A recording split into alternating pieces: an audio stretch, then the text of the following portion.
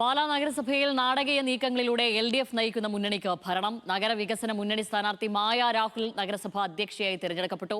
കോൺഗ്രസ് വിമതരുടെ അടക്കം 16 വോട്ട് മായയ്ക്ക് ലഭിച്ചു. UDF സ്ഥാനാർത്ഥി റിയ ബിനോയ്ക്ക് 10 വോട്ടുകൾ മാത്രമാണ് ലഭിച്ചത്. ഇത് നന്മയുടെ വിജയമാണെന്ന് മായ പറഞ്ഞു. ഒരു നന്മയുടെ വിജയം തന്നെയാണ്.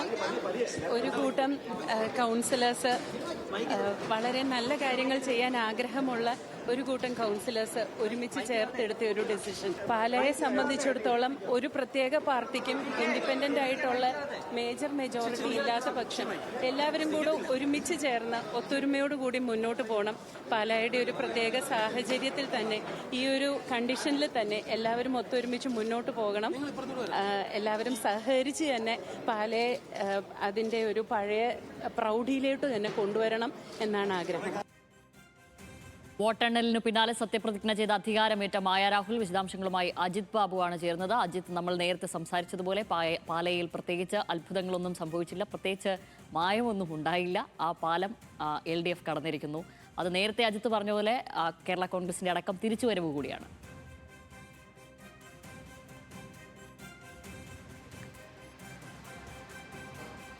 ശ്യാമിലി, ഏതാണെങ്കിലും 16-10 എന്ന നമ്പറാണ് ഇപ്പോൾ അവസാനമായി തെളിയുന്നത്.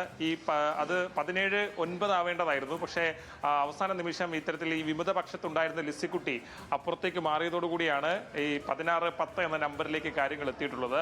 പക്ഷേ കേരള കോൺഗ്രസിന്റെ ഉൾപ്പെടെ തിരിച്ചുവരവായി അടയാളപ്പെടുത്താവുന്ന ഒരു തെരഞ്ഞെടുപ്പ് കൂടിയായി, ഇത്തരത്തിൽ ചെയർപേഴ്സൺ തെരഞ്ഞെടുപ്പ് കൂടിയായി ഇത് മാറുകയാണ്. രാഷ്ട്രീയമായി അതിന് അത്തരം പ്രത്യേകതകൾ ഉണ്ട് എന്നുള്ളതാണ് ഏറ്റവും എടുത്തു പറയേണ്ടത്. UDFനെ സംബന്ധിച്ച് അല്പസമയത്തിന് മുമ്പാണ് ബിനു പുളിക്കക്കണ്ടം ഉൾപ്പെടെയുള്ള പ്രതികരണം നടത്തിയത്. വിജയം അംഗീകരിക്കുന്നു, പക്ഷേ രാഷ്ട്രീയമായി അംഗീകരിക്കുന്നില്ല. ധാർമ്മികമായി ശരിയല്ലാത്ത കാര്യങ്ങളാണ് നടന്നത്. ചെറിയ കാര്യങ്ങൾ പറഞ്ഞുകൊണ്ട് ഒരു ഭരണത്തെ അട്ടിമറിക്കുന്ന സമീപനമാണ് ഉണ്ടായത്. ഒരു തരത്തിലും ന്യായീകരിക്കാൻ കഴിയുന്നതായി ഒന്നുമില്ല. ആമാശയത്തിന്റെ വിജയമാണ് എന്നുൾപ്പെടെയുള്ള പ്രതികരണങ്ങളാണ് അദ്ദേഹത്തിന്റെ ഭാഗത്തുനിന്നുണ്ടായത്. ഈ കാര്യത്തിൽ ഒരു നഗര വികസന മുന്നണി എന്ന നിലയ്ക്കായിരിക്കും ഇനി ഭരണം ഉണ്ടാകുക. അതിൽ LDF ആയിരിക്കും അതിന് നേതൃത്വം കൊടുക്കുക. പ്രത്യേകിച്ച് കേരള കോൺഗ്രസ് ആണ് അതിൽ ഏറ്റവും വലിയ പ്രബല കക്ഷി. 10 സീറ്റുകളാണ് കേരള കോൺഗ്രസിനുള്ളത്.